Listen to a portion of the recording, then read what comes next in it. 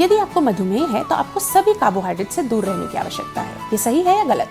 ये गलत है।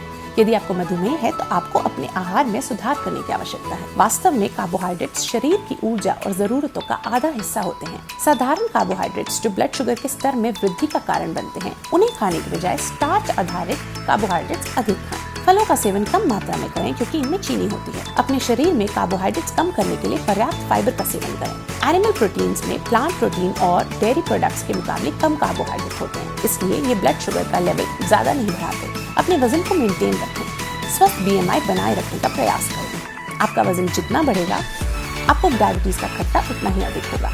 आयुर्वेदिक विशेषज्ञ से सलाह लें और अपने आहार में डॉक्टर मधु अमृत आयुर्वेदिक टैबलेट्स को इंक्लूड करें। ये थेरेपी लंबे समय तक नॉर्मल शुगर लेवल्स को बनाए रखने में मदद करती है, वो भी प्राकृतिक रूप से।